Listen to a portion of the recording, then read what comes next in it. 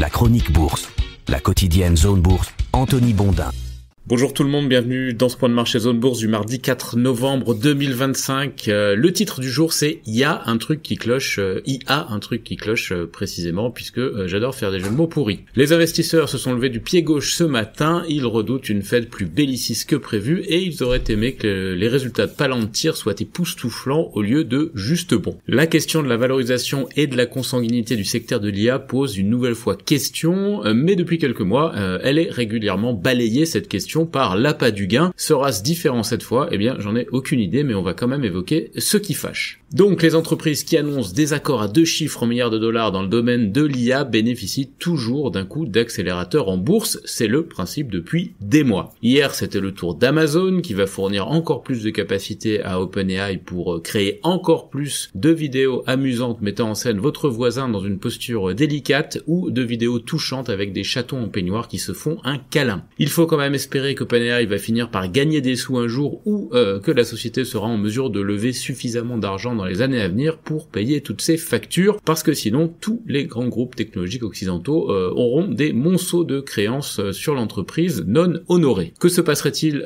en cas d'accident de parcours? Eh bien c'est la question que se pose la publication américaine de référence de la technologie, The Information, qui rappelle quand même qu'OpenAI a besoin de 1400 milliards de dollars pour mener ses projets à bien. Peut-être que l'entreprise est déjà too big to fail, c'est-à-dire trop grosse pour qu'on la laisse mourir, mais en tout cas ses partenaires de Microsoft à Amazon en passant par Nvidia et tutti quanti ont les poches bien pleines et pourraient faire le job si un gros pépin venait à se produire. Et puis Sam Altman inspire quand même la confiance avec sa tête de gendre idéal qui cache son côté vaguement inquiétant en donnant l'impression de savoir ce qu'il fait. Donc pour l'instant, l'argent coule à flot et l'histoire est suffisamment entêtante pour continuer à absorber la majeure partie de l'investissement mondial. Donc le marché s'accroche à ça, même s'il a régulièrement des doutes. Mais bon, les investisseurs aimeraient quand même avoir un petit peu de nouveauté dans la narration parce qu'ils ont du mal à repartir après les records datant de la semaine dernière. Il faut dire que les valorisations atteintes par les entreprises laissent un peu perplexe. D'ailleurs, je suis allé regarder les capitalisations américaines ce matin sur Zone Bourse pour me rafraîchir la mémoire. Et là, qu'est-ce qu'on constate? Eh bien que Nvidia, Apple, Microsoft, Alphabet et Amazon, donc 5 sociétés, pèsent 19 000 milliards de dollars de poids boursier. Alors ça, c'est grosso modo un an de PIB chinois. Alors bon, je compare un peu des choux et des carottes, mais c'est quand même pour donner une échelle. Mais le plus étonnant, c'est la colonne du PER, c'est-à-dire le ratio de valorisation le plus basique qui soit. Le PER 2025 médian des 20 plus grosses entreprises américaines est de 34,6 contre une moyenne à 10 ans de 18,6 pour le S&P 500. Alors j'ai pas pris la moyenne parce qu'elle ressortait à 77 fois à cause des valos un peu décérébrés de Tesla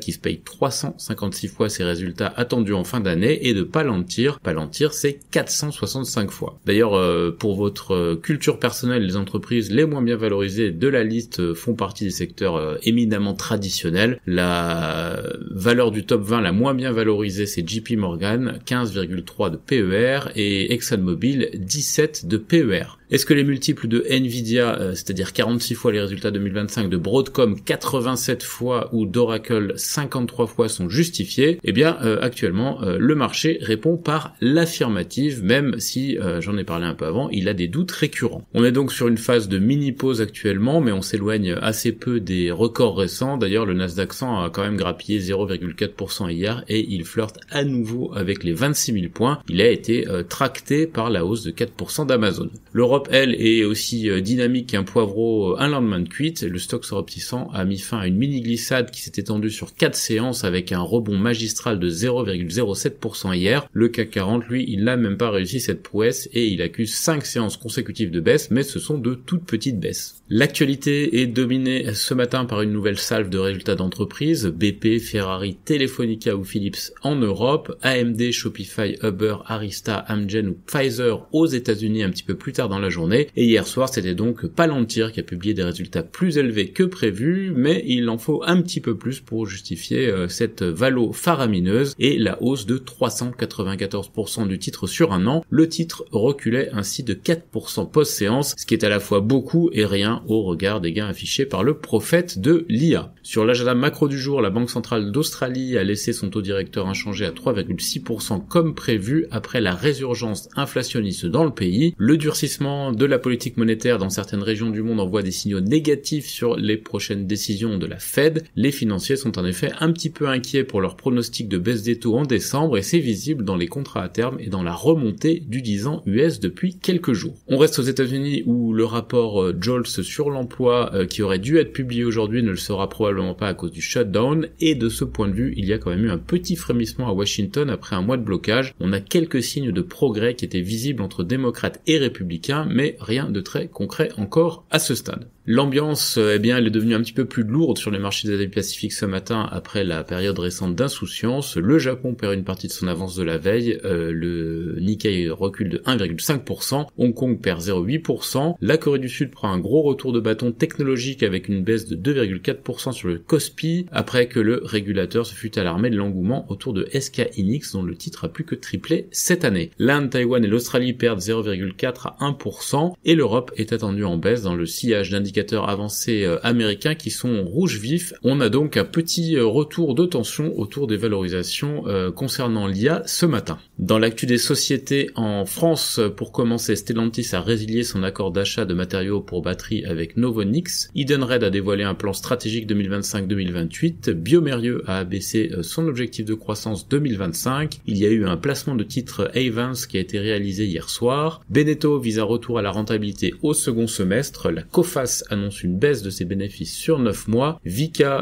a confirmé ses perspectives 2025. Argan a livré un entrepôt de 9000 m² près de Lens. Ventunix s'attaque au marché scandinave. Et on a des actus du côté de quelques small caps comme HRS, Abivax, Nemer et Eurasia ou encore Vernier. Sur l'agenda des publications du jour, on a aussi Ruby, Eneo, Serinov, Artea, Transgen, Delfingen, Mad Pharma ou encore ePay. Ailleurs en Europe, les chiffres de Telefonica, de Philips ou de Geberit sont tombés. AstraZeneca a obtenu le feu vert de ses actionnaires pour son IPO à New York. Ørsted a signé un accord pour céder la moitié de sa participation dans Hornsea 3 à Apollo pour 6,5 milliards de dollars. Novo Nordisk estime que les accusations de Pfizer contre l'offre de Metsera sont sans fondement. Heineken a émis des obligations en 2 tranches à hauteur de 1,3 milliard d'euros. Nokia va quitter la bourse de Paris qui était un héritage du rachat d'Alcatel et John Wood a indiqué que les démarches progressent bien pour obtenir le feu vert à la vente de ses parts de 50% dans RWG à Siemens Energy pour 135 millions de dollars. Sur l'agenda des publications en Europe,